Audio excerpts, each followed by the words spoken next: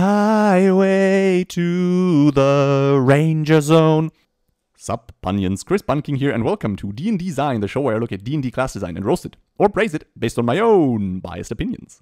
Today's episode, the Ranger. The Paladin's half-casting, half-brother, but, the illegitimate one, because this class is no Paladin, let me tell you what.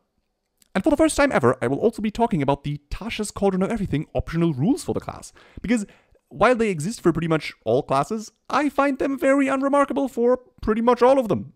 Except for the Ranger, where they are very remarkable. Because people really hated the Ranger. And Wizards of the Coast heard the complaints and gave it a rework in Tasha's. I will take a look at the original Ranger, and then also look at some of the new stuff they got in Tasha's Cauldron of Everything for the rework. And I give you my thoughts on all of those things. Okay? Okay. Level 1. D10 hit die. All weapons, medium armor, and shields. Strength and dex saves, pretty much all standard. No heavy armor makes sense for the Ranger, but also means their AC will be lower than what Paladins and Fighters can produce. Surely they will get other things to mitigate that.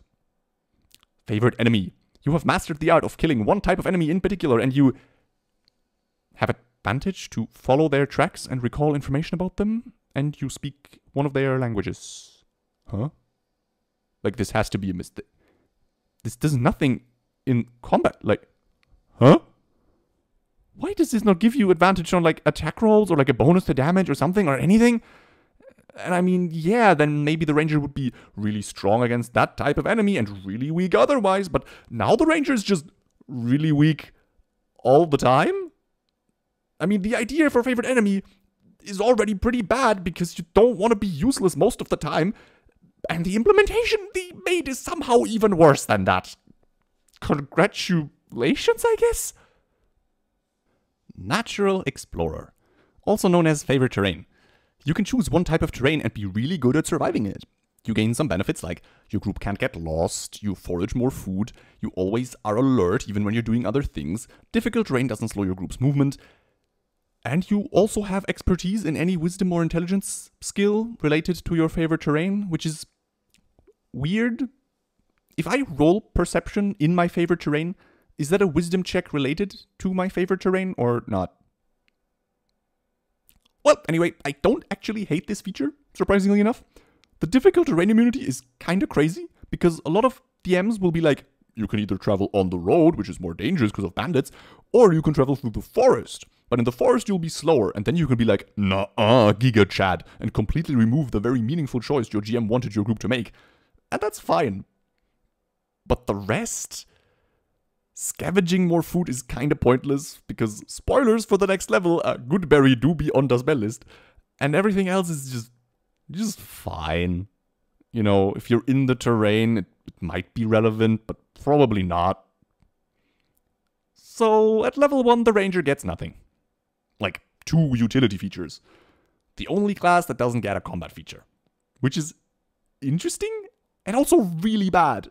D&D is mostly about fighting monsters, and if you get nothing that helps you do that, besides your base weapon and armor proficiencies, why would you even want to play a Ranger? The Ranger is bad and boring at level 1. But level 2! Fighting style. Just like the Paladin, you get this one level after the Fighter gets it, and just like the Paladin, it's good on you. No further notes. Spellcasting. Just like the Paladin, you're a half-caster, except that you actually have better spells than the Paladin. Entangle, Goodberry. Solid options. Pass Without Trace is nuts, and Conjure Animals is probably the strongest 3rd level spell in the game. And Rangers get it. And who could forget the iconic Hunter's Mark? So, yeah, tons of strong and flavorful fun options. In terms of power and utility, the Ranger does get a lot of good stuff at level 2, and just like Paladins, we are not done yet. Remember Divine Smite? Yeah, Rangers get a similar feature at level 2, and it's just as powerful as Divine Smite. Okay, I lied. The Ranger gets nothing else. Despite the fact that the Ranger is the iconic fantasy fighter class because of Aragon, Wizards of the Coast refuses to give this class the same love that they give the Paladin.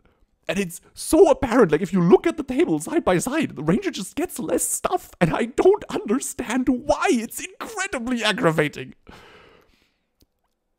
Anyways, at level 3, the Ranger does get a Divine Smite-esque feature, in the sense that it uses up spell slots as a resource. Primeval Awareness is really circumstantial, and even then, probably doesn't do what you want it to do. It's really bad. Subclasses. Okay, Ranger subclasses kinda slap. Finally, something I can praise. Even the ones that aren't powerful read like they would be fun to play. And almost all of them give the Ranger the ability to add damage to their attacks in some form of die.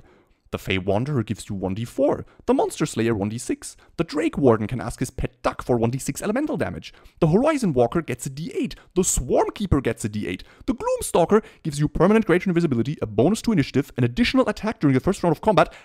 That also deals 1d8 extra damage. See, I knew I was going somewhere with this. Yeah, I don't know why, but they just decided to write the level 15 subclass capstone as the level 3 ability for the Gloomstalker, and then decided that, maybe that's not enough, let's give them some more. But beyond the original Beastmaster, which they also were worked, and it is playable now, most Ranger subclasses have some really decent and fun stuff available to them. My biggest complaint with the Ranger subclasses is that they don't really add any meaningful fantasies for me. Like, okay, there's the Ranger with the pet, I see that. There's the Ranger with the pet dragon, which is definitely cooler, I don't care what anyone says. Then there's the Ranger who fights real good, yeah, okay, Aragorn, okay, yeah. Then there's the Ranger who fights real good again. Then there's the Ranger who can travel across dimensions. Then there's the Ranger who can travel across dimensions, but only to the Feywild. And then there's the Ranger who fights real good again, but this time only when it's dark. And then there's the Beekeeper Ranger played by Jason Statham, apparently. But none of these feel like meaningful expansions on the original Ranger. Like, I was not shaking in my boots asking the designers, hey, I need a Ranger that hunts good in the dark. Please, my favorite character cannot be played if I don't have this subclass. These are interesting and out of the box for sure, but I feel like they were running out of subclass ideas for the Ranger real quick. But I will give them that. They made up some wild shit, and I love most of the new Ranger subclasses. Like, a Feywild Ranger is not something I knew I needed, but, like, I absolutely love it. Please, though, I need an Abyssal Ranger who hunts demons in their home turf, though. That would be so badass. And then at later levels, he could become, like, a half-demon or some shit. Oh my god. Level 5, extra attack. I don't like it, but it's strong. All the marshals feel the same because they all get this. Where's the variety? Level 6. You get more favorite enemies and have more favorite terrains. You know the saying, too much of a good thing? Yeah, now imagine if that good thing was actually a bad thing, and that is this feature. Level 8. Land's Stride. Plants cannot stop you. Yes, this is as bad as it sounds. But if you're trying to steal Deppy Dave's brains, you should get your hands on some level 8 Rangers and zombify them. That's all I'm saying. Level 10, Hide in Plain Sight. This feature is so bad and so funny at the same time. Like, you add this to Pass Without Trace, and you can get like a plus 30 to your strength roll. Why would you ever need this? I honestly don't know, but it exists and no one ever used it. Invisibility is a second level spell, by the way. Level 11, subclass feature. Level 11, tier 3 of play, where fighters get a third attack, blah blahs, Eldritch Blast. You get a subclass feature instead. The base ranger really sucks from now on, and so your subclass better be good, and some of them are. Don't get me wrong. Just, if yours isn't, maybe consider multiclassing. Level 14, favorite enemy improvement. You think that when they write improvement, the feature actually improves, but no, you just choose another type of creature for this feature to be useless against. Also level 14, Vanish. You get 1/3 of a feature the rogue got at level 2. Also, you can't be tracked unless you want to. Level 18, Feral Senses. You counter invisibility. Great. Phenomenal even. Level 20, the Capstone. Foe Slayer. Once per turn, you can add your Wisdom modifier to either an attack or damage roll if the target is your favorite enemy. This favorite enemy should have done this from level 1, and people would not have hated on the Ranger as much. As a capstone, though, It is entirely underwhelming. And still better than the Bard and Monk ones, which is, that's just sad. The overall problem with the Ranger is not that they're weak, but that they're bland. They are fighters with some druid spells, and that can be really strong when you build it correctly, but it's not particularly fun when all you do is sharpshooter and crossbow expert and then also conjure animals. Like, yeah, you are OP and have the DPS, but you also have no soul. Anyways, let's see how Tasha's fixed the Ranger. Favorite foe replaces favorite enemy. Proficiency bonus times per long rest. You can choose an enemy when you hit them and decide, hey you, I don't like you. You're my new favorite enemy. And once per turn, you deal 1d4 additional damage to them when you hit. This requires concentration. Because if this stacked with Hunter's Mark, I don't know. I don't know what we would do. Break the game, probably. I mean, 1d4, do you know how powerful that die is? It could roll something like a 3. My d20s don't do that. Anyway, this feature is neat and definitely an upgrade to the previous one, but that is not really saying much. The 2 uses that you get per long rest are also nothing to write home about, and even though the damage and the uses scale with level, I never really liked this feature, because the one thing that the Ranger had going for it were the spells. And the fact that this requires concentration creates a very big conflict there. But it's free, and it adds some damage, so you should use it. But other than that, I can't help but feel disappointed. Deft Explorer. You gain expertise in 1 skill, and you learn 2 additional languages. Why the Ranger is the class with the most languages in the game now eludes me. And the expertise is a soulless feature that was the safe thing to give to Rangers. I honestly prefer the original Natural Explorer to this. At least that feature tried to be unique instead of stealing from the Rogue again. I also want to point out how ironic it is to steal a feature from the Rogue class. And that's the Ranger. Yes, I left out some Tasha's features because I find them to be rather uninteresting for the purposes of this video, and that is because I think the early level features are what are most important in class design.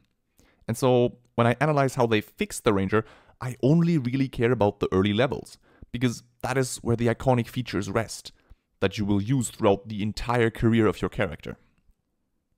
And the fact that the original Ranger got nothing at level 1 and barely anything at level 2 meant that in the original player's handbook, the Ranger class lacked an identity that was represented through features. It had an identity represented through flavor, but there were no mechanics behind that. And I think that's bad. So when they decided to fix the Ranger, there was an opportunity there to do something that would give the Ranger an identity. And they just didn't do that. I mean, Deft Explorer puts me to sleep, and Favorite Foe simply doesn't do enough in my opinion. And I don't mean power-wise, I mean you use this feature and you will barely feel any impact in play. A single D4 a turn is laughable. I mean, compare this to Rage, a feature which lets you add damage to all of your attacks, and you feel the impact for not just your own attacks, but also every attack that hits you because you have that sweet, sweet resistance. Comparatively, Favorite Foe is looking like a single chicken nugget next to an entire grilled chicken. So what the Ranger needs is a feature with more impact that also represents flavor. So what I need to do in order to write a feature like this is to understand what the Ranger is all about. And in my opinion, the Ranger is an expert hunter. Not a tactician like the fighter or brutal like the barbarian. What makes the Ranger special is that he knows his prey. This is something that they try to put in the rules with the whole advantage on checks to recall information about your favorite enemy thing. But this doesn't work. This is not how the game works. Monster weaknesses are incredibly rare. So even if the Ranger recalled some information, the only thing he would probably be able to list is the monster's immunities and resistances, which is not a fun thing to tell your friends. Like, don't use acid does not have the same type of feeling as loud noise is distracted, use that thunder spell of yours. The way 5e works simply doesn't allow for this type of gameplay. But I think I can write a feature that at least feels more like what I have in mind for the Ranger. And it uses what Favorite Foe gave us and only slightly tweaks it. After you've marked a creature with Favorite Foe, and an ally damages that creature, you can use your reaction to let that ally deal your Favorite Foe damage as well. I know this isn't much, it's just the d4, but it's at least a reaction, which the Ranger didn't have before. It encourages teamwork, because if none of your allies hit the same target as you, this is gonna go to waste. And the Ranger can flavor this however they want. Tell a friend a weakness. Distract the creature in some unique way to grant them an opening. Explain how his previous attack left a dent in its armor that his friend can now exploit. I know it's not perfect, but at least now Favorite Foe feels like a feature that has more impact on the play, and that lets the Ranger do more awesome stuff, which I am all about here. But if you want to go real deep, there's another way to make Rangers feel even more epic. Though this is a big change, and I only have a concept, not a real thing worked out. Though I might do that if there's a high demand for it. I complained about Ranger subclasses before being kinda strange. I complained about Favorite Enemy being bad because you will only be useful against a specific type of creature. My grand idea is to combine the two. Make Ranger subclasses about fighting specific types of enemies. Examples include the Dragon Slayer Ranger, the Bounty Hunter, who specializes in fighting humanoids, the Mage Seeker, who has mastered fighting and subduing spellcasters, and of course the Ghostbuster, whom you are gonna call when you need to fight undead of some kind. And I'm sure there are plenty of more types of creatures that dedicated Ranger societies would exist for. But instead of pigeonholing the Ranger into being useful only against that type of enemy, I would instead give the Ranger abilities that are useful more broadly, but if you put them all together, will work incredibly well against their favorite enemy. Let's take the Dragon Slayer, for instance. They might have a feature that make the Ranger and all of his allies more effective against flying creatures. It might have a feature that makes the Ranger and all of his allies more effective against natural armor. Maybe this Ranger gets a bonus against fear, which includes a dragon's frightful presence. And of course, he can evade breath weapons more easily. All of these bonuses should apply to his allies as well, remember that. And while all of these will be useful against the dragon, these abilities will have overlap with a ton of other creatures as well. That way the Ranger never feels entirely useless, because his expertise in fighting dragons helps him now when he's up against harpies or the flying Aarakocra Royal Guard. I think that would be exactly what the Ranger needs to feel like, someone who knows to fight specific prey, but who's also not entirely useless when his chosen enemy doesn't appear for a couple of sessions. Because he can take his expertise and apply it to other foes as well. Isn't that what a Ranger should be? Stay tuned for more DnDesign, because I want to be done with it and talk about the reworks. Still don't have an outro. Maybe I can get a Ranger to hunt one for me.